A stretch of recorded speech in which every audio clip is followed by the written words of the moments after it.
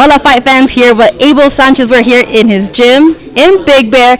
When we got here, Abel, I gotta just mention, I wore this really warm dress because it's chilly outside when we walked in and it was really warm. What is it about this gym that attracts, let's say, Gennady Golovkin and other fighters? Is it, the altitude? Is it the solitude? What is it that's so attractive about this place? Well, both of those things for sure, the altitude and the solitude, but the environment and the ambiance of a championship caliber gym and championship caliber fighters that are here training just is conducive to everybody wanting to train the same way. So it's important that we keep it warm so that guys don't stretch anything, don't tear anything.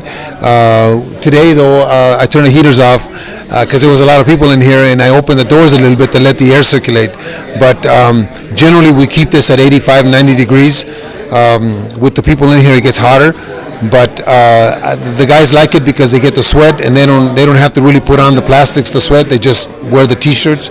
So it's important for them. My gas bill is high, but it's important that they're comfortable. Exactly. And we saw the workout that he did, a killer workout that I don't think no one here besides your fighters can complete. Preparing now for Dominic Wade, an interesting fight. We have this young, hungry, determined fighter who wants to take his belt. Can you break down this fight for us?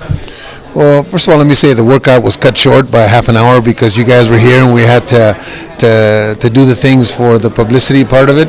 But Dominic Wade presents a challenge because, one, he's undefeated.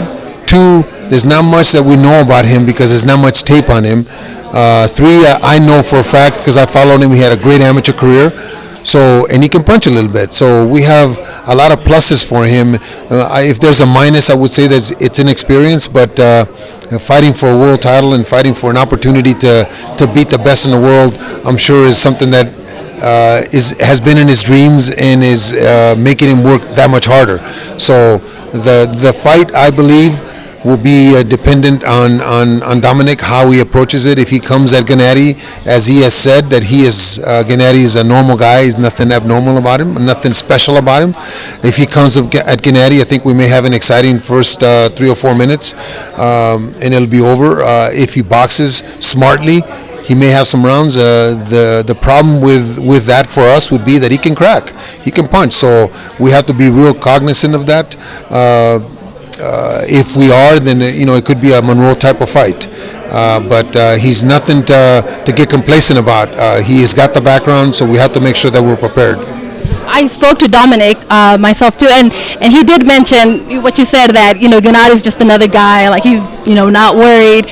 When you and Gennady hear things like that, do you just kind of laugh about it and just brush it off and think this guy's in for a big surprise? No, we don't laugh about it. We take it serious. But I hope and we hope that when they talk like that, they intend to back that up. They intend to come to fight. They intend to give the fans their money's worth. These fans are spending good money on the tickets and on HBO subscriptions, so they deserve the kind of fight that Dominic was talking about doing. If he does, then the fans are going to get their money's worth. If he doesn't, then it'll be just talking, just braggadocious, and he'll find out that it's a lot different at this level if he's not serious and is not ready to actually put it on the line. And now this fight with Canelo that everyone keeps on asking, like when are they going to fight? When are they going to fight? In your opinion, is it more HBO and the WBC that have to put pressure to make the fight happen, that have that ability to make it happen, or is it ultimately up to Canelo and his promoter? First of all, as Tom said many, many times, you can't force somebody to get in the ring with Golovkin. But Golovkin has stepped aside 3 times. Early in Golovkin's career, Sturm avoided him for 2 years. Then DeBella and Martinez avoided him for a couple of years. Then Cotto avoided him. After the Cotto Martinez fight and Golovkin-Rubio fight, it was agreed that the winner of those 2 fights would meet for the vacant title. When they both won, Cotto wanted an optional fight. We agreed to step aside. They made an agreement for Canelo to fight him. Also in those agreements were an agreement that the winner of Canelo Cotto would end up fighting the mandatory, which is Gennady Golovkin, the interim champion.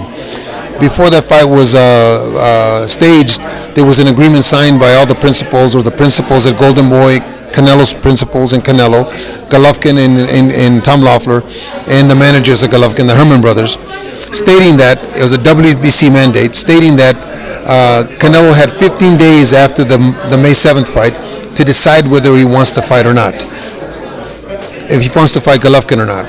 If he says yes, then he's got 30 days to negotiate with Tom. If after 30 days they don't come to an agreement, it goes to a purse bid. But when it goes to a purse bid, the understanding is, and what people have to understand is, it's under the WBC rules. The rules state that it's a maximum limit of 160 pounds. The rules also state that there's a percentage for the champion and there's a percentage for the challenger, being the interim champion that Golovkin is. So it's not what Canelo wants, it's not what Oscar wants, it's what WBC has mandated and is going to enforce. If Canelo decides that he doesn't want to fight Golovkin within those 15 days, then the title is now handed over to Golovkin, and Golovkin is the champion. So I think that the public has to understand that Golovkin is not after Canelo. Canelo can go about his ways if he wants. Golovkin sat us down, Tom Loeffler, the managers, myself, and his brother, and expressed the desire to be the unified champion, holding all four sanctioning body belts. He wanted to be the next one after Hopkins to hold those four belts, being unified champion. We are one away, which is Canelo on the 7th, and then hopefully BJ Saunders within the end of the year.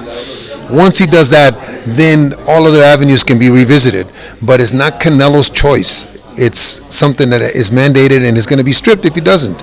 I, as a fight fan, would love to see the fight. But it's not Canelo that we're after. We're after the WBC belt. And well, another fight that fight fans really want to see is the one between Sergey Kovalev and Andre Ward. We know that Kovalev used to train here. You know, you guys parted ways, and you recently saw Andre Ward with your fighter Sullivan Barrera. Can you break down that fight?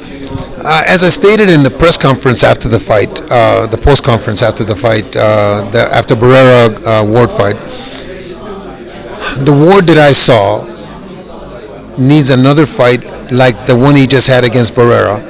And Barrera put up a great fight. Just we weren't experienced enough to beat a great fighter like Andre Ward. But I believe that he needs at least one more fight or two fights to face Kovalev. The Ward that I saw that night is not competitive with Kovalev. Kovalev is on a different level right now. But if he gets a couple more fights, he may make it a competitive fight. Kovalev is an exceptional puncher. Kovalev is a very good boxer from the outside. Andre won't be faster than him. Andre was definitely not hit harder than him, and it's a big mountain to climb for him to do it at this point. That he can beat Kovalev, he may be able to beat Kovalev, but with a couple fights under his belt.